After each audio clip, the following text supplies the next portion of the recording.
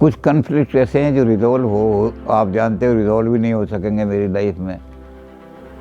तो वो जब शब्द बोला जाएगा तो आप बिल्कुल ही रिस्पॉन्स ही नहीं देंगे उस शब्द पे। कुछ कन्फ्लिक्ट ऐसे हैं जिनको आप सॉल्व तो करने की कोशिश कर रहे हैं लेकिन झगड़े बहुत हो रहे हैं, तो बड़ा डिलेड रिस्पॉन्स आएगा। कोई ऐसे हैं जिनमें आप बड़ा आसानी से काम कर रहे हैं तो बार बार एक ही चीज़ को रिपीट करके आएगा। तो इस तरह के 8 कैटेगरीज इन्होंने युंग ने बनाई कि 8 कैटेगरीज में हम सारे उसके एनालिसिस को, सारे अनकॉन्शियस को बाहर ले आ सकते हैं।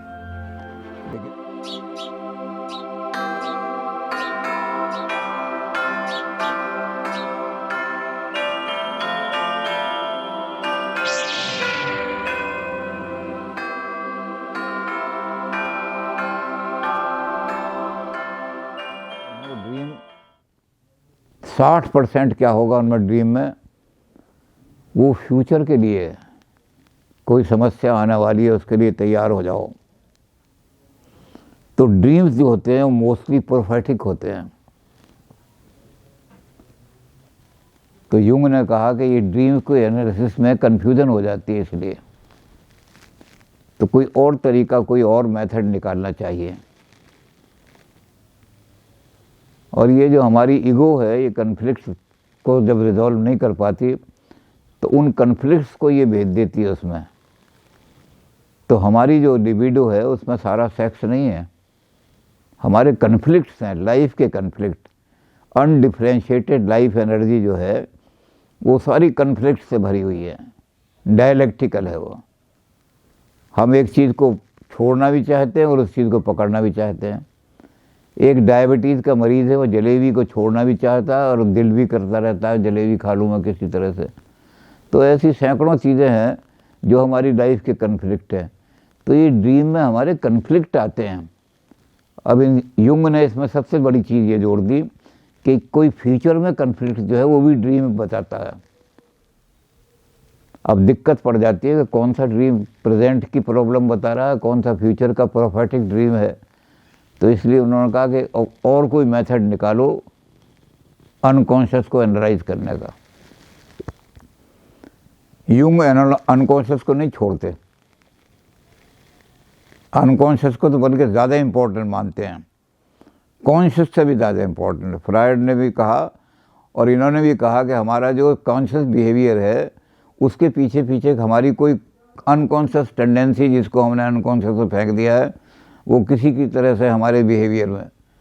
फ्रायड ने भी बहुत सारी मिसालें दी हैं, पूरी बहुत ज़्यादा फॉरगेट, जैसे पर्पसिव फॉरगेटिंग का उस दिन हम बता रहे थे कि एक आदमी है वो पर्पसिव फॉरगेटिंग है, वो घर से जब जाता है तो टिफ़िन कैरियर तो कहीं नहीं भूलता वो, और छाता जो है वो उसमें भूल जाता है मेट्रो में। तो 3 बार जो छाता भूल गया, ये पर्पस, तो छाता ही क्यों भूलता है वो, और कोई चीज़ क्यों नहीं भूलता। तो ऐसी बहुत सारी चीज़ें हैं। कई बार हम कई आदमियों के, जिन आदमियों को हम नहीं चाहते उनके नाम भूल जाते हैं। अजी वो हमारे एक पड़ोस में रहते तो हैं, मुझे ध्यान नहीं आ रहा उनका क्या नाम है, और फिर ध्यान करते हो वो उनका नाम जी कंवरपाल है, जी कंवरपाल। 10 मिनट बाद ध्यान आया उनका।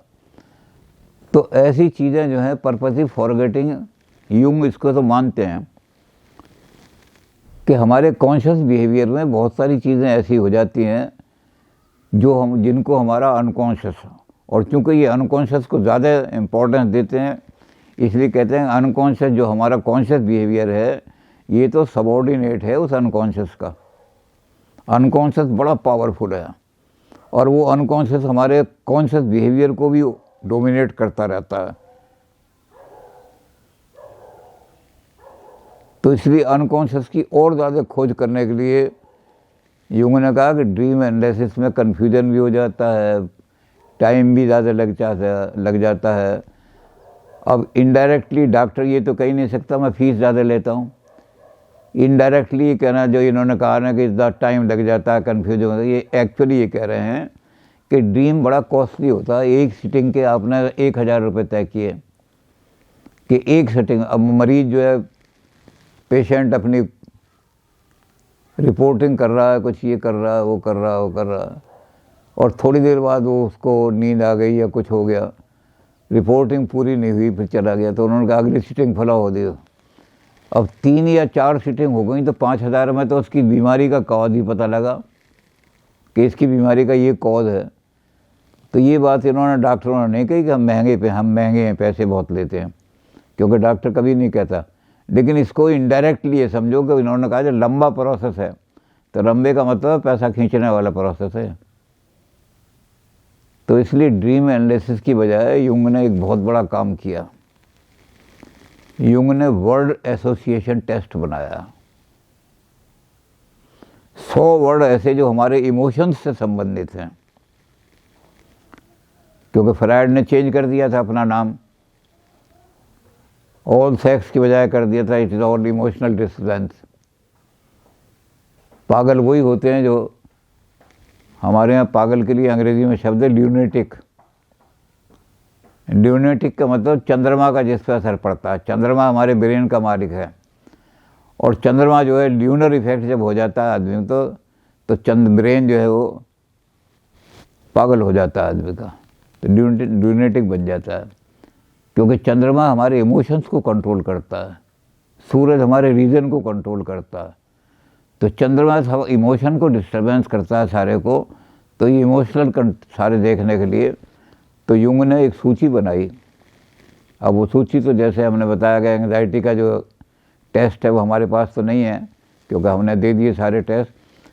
एंग्जाइटी स्केल हम नापते हैं आदमी का कितना एंग्जाइटी है। अगर 25% तक डेविएशन हो तो हम कह देते हैं तो तुम्हें कोई बीमारी नहीं है, ऐसी परेशान करने के लिए आ गए।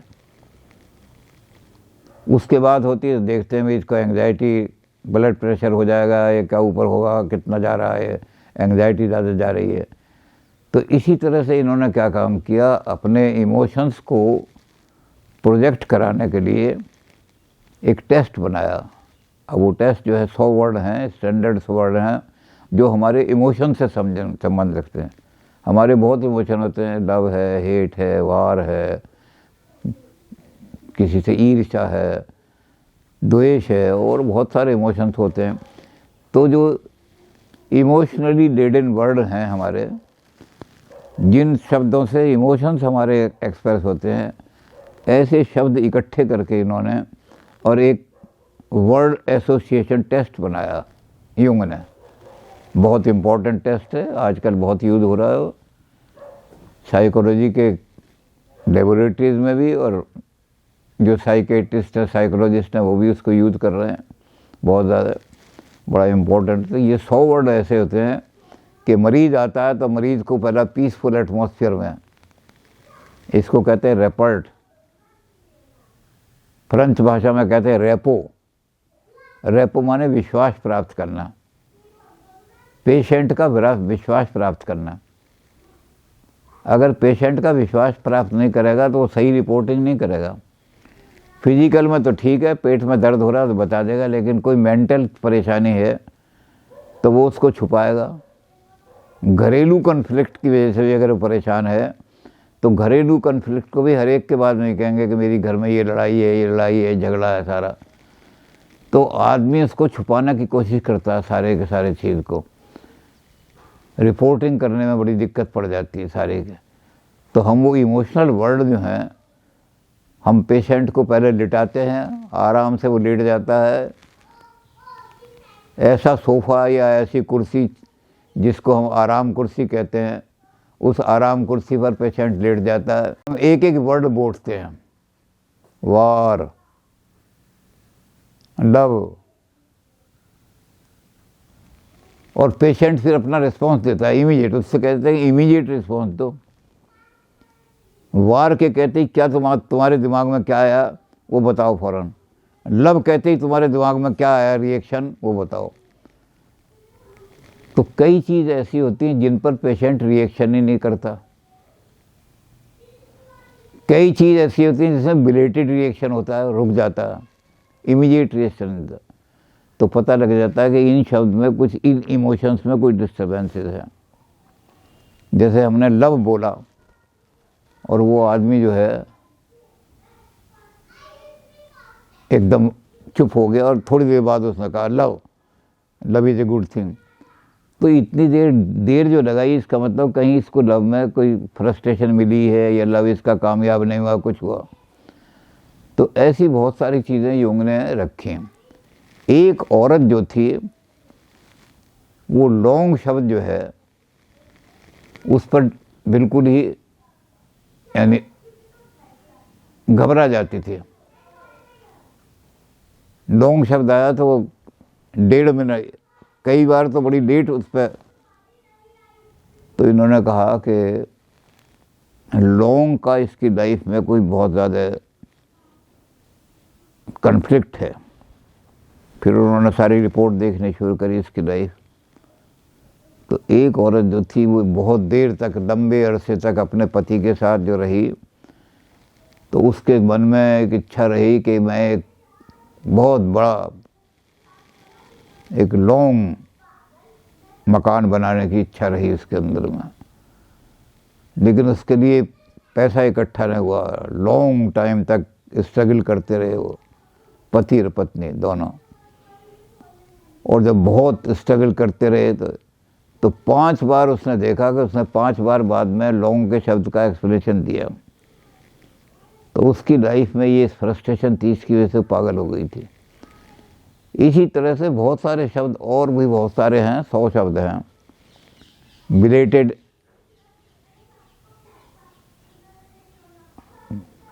कहीं बिल्कुल इस 100 पेज रिस्पॉन्स ही नहीं आ रहा उस शब्द का।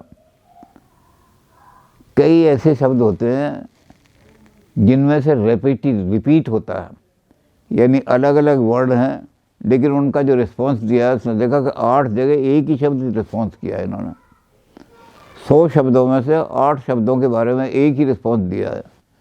तो इस इमोशन का इसकी लाइफ में कहीं गड़बड़ है। जो भी, या तो इस इमोशन में आज इसको फ्रस्ट्रेशन मिली है, या इसकी लाइफ में ये इमोशन नहीं मिला है, मदर का इमोशन नहीं मिला, किसी का नहीं मिला सारा। तो इन्होंने वो वर्ड एसोसिएशन टेस्ट डेवलप किया, बड़ा इम्पोर्टेंट। वो प्रोजेक्टिव टेस्ट है। वो सारे अंदर जो छुपी हुई इच्छाएं हैं हमारे अनकॉन्शियस के अंदर, जितनी भी हमारी दमित इच्छाएं हैं या जो हमारे लाइफ की फ्रस्ट्रेशन क्रिएट करने वाली हैं, उनको फ्रस्ट्रेशन की बजाय कन्फ्लिक्ट कहा कि लाइफ के जितने भी कन्फ्लिक्ट हैं वो हमारे इन इमोशनल वर्ड से सीधे संबंधित होते हैं। तो इमोशनल वर्ड पर जब बिलेटेड रिस्पॉन्स दे रहा है, ये रिस्पॉन्स ही नहीं दे रहा है, ये एक ही शब्द को बार बार रिपीट कर रहा है। हमने 10 शब्द बोले, मैरिज, लव, हेट, मनी, और इसने सब में कह दिया not good, not good, not good. ये जो नॉट गुड है, ये नेगेटिव एटीट्यूड इसका जो आया सबके बारे में, तो इसकी लाइफ में कुछ ज़्यादा फ्रस्ट्रेशंस हैं। तो इस तरह से सारा वो बहुत लंबा है वो काम। 100 शब्दों की हमने सूची बनाई हुई है, और उन सूची के हिसाब से हम पेशेंट को देख लेते हैं, उसमें पता लग जाता है। तो युंग ने कहा कि आपके अंदर, फ्रायड ने जो बात कही कि सेक्स की इच्छाएं नहीं हैं, बहुत सारे कन्फ्लिक्ट हैं लाइफ के। कुछ कन्फ्लिक्ट ऐसे हैं जो रिजॉल्व हो, आप जानते हो रिजॉल्व भी नहीं हो सकेंगे मेरी लाइफ में। तो वो जब शब्द बोला जाएगा तो आप बिल्कुल ही रिस्पॉन्स ही नहीं देंगे उस शब्द पे। कुछ कन्फ्लिक्ट ऐसे हैं जिनको आप सॉल्व तो करने की कोशिश कर रहे हैं, लेकिन झगड़े बहुत हो रहे हैं, तो बड़ा डिलेड रिस्पॉन्स आएगा। कोई ऐसे हैं जिनमें आप बड़ा आसानी से काम कर रहे हैं, तो बार बार एक ही चीज़ को रिपीट करके आएगा। तो इस तरह के 8 कैटेगरीज इन्होंने, युंग ने बनाई कि 8 कैटेगरीज में हम सारे उसके एनालिसिस को, सारे अनकॉन्शियस को बाहर ले आ सकते हैं। लेकिन अनकॉन्शियस की इम्पोर्टेंस जो है ना, उसको फ्रायड से भी ज़्यादा समझा। ये तो कर दिया, उसका नेचर तो चेंज कर दी कि अनकॉन्शियस में अकेली सेक्स ही नहीं होती, अनडिफरेंशिएटेड लाइफ एनर्जी है। इसलिए पता नहीं लाइफ को सर्वाइव करने के लिए कितनी सारी चीज़ें चाहिए। एलन वाइटल वाली बात कह दी कि लाइफ का तो एक ही। उन्होंने कहा कि डार्विन को तुमने गलत इंटरप्रेट किया। डार्विन ने कहीं भी नहीं कहा कि जितनी भी सर्वाइवल ऑफ द फिटेस्ट की बात हुई वो सेक्स के लिए हुई। डार्विन ने कहा कि दुनिया में भोजन कम था, भोजन की सामग्री कम थी, और खाने वाले ज़्यादा पैदा हो गए, संख्या ज़्यादा पैदा हो गई, तो उसके लिए लड़ाई हुई। तो ये हंगर जो है ये ज़्यादा सीरियस वो है। ये हंगर कई तरह की हो सकती है, साइकोलॉजिकल हंगर भी हो सकती है आदमी को, सेक्सुअल हंगर भी हो सकती है। तो ये हंगर ज़्यादा इम्पोर्टेंट है। और बायोलॉजिकल हंगर तो सेक्स से थोड़ी होती है सेटिस्फाई। बायोलॉजिकल हंगर तो प्रोवाइडर भोजन देगा उसको तब होगी।